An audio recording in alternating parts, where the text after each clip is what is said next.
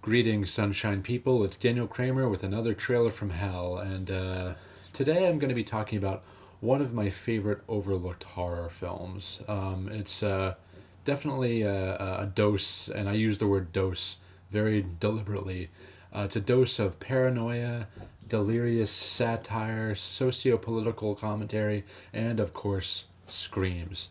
There's a lot going on in Jeff Lieberman's delightfully weird Blue Sunshine, and that was released in the early 1977. And there's enough of all that lot to ensure its status as a primo cult movie. So Zalman King, who had a downright odd career as actor, producer, writer, director, and even cinematographer, appears in the lead alongside Deborah Winters, Robert Walden of Lou Grant fame, Alice Ghostly, who was in everything from To Kill a Mockingbird to Bewitched, huge career, and Brian James in an early role years before Blade Runner, and he's in it as well. So let's go take a look out the nearest window, a couple of them over there, and gaze hard at some blue sunshine and try not to go insane. 1967. Doctors and scientists predicted it. Blue Sunshine. Writer-director Jeff Lieberman had given us Squirm just 1 year prior to Blue Sunshine, under the same producer, Edgar Lansbury. Lieberman had been the protege of filmmaker Ernie Pintoff, an Oscar-winning animator who directed a number of fascinating, unusual, low-budget live-action pictures of his own, one of which Lieberman co-wrote. Blue Sunshine is about a group of individuals who, after dosing a lethal strain of LSD 10 years prior, lose their hair and go on psychotic homicidal rampages.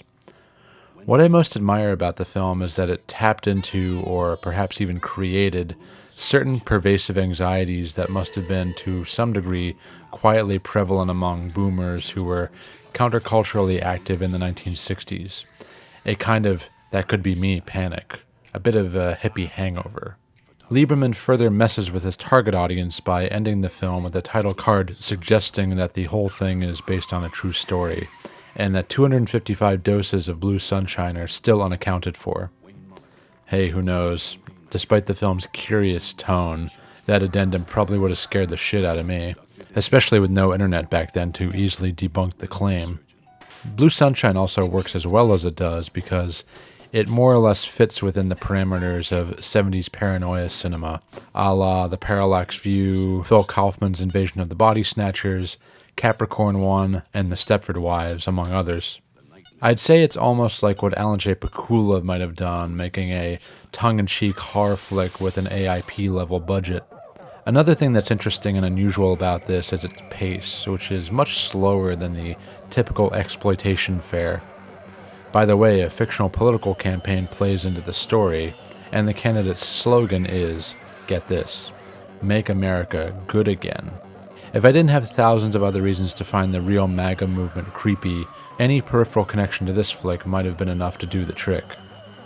Lieberman followed this up with a piece of Deliverance-esque slasher horror called Just Before Dawn in 1981, and that one has a cult all its own.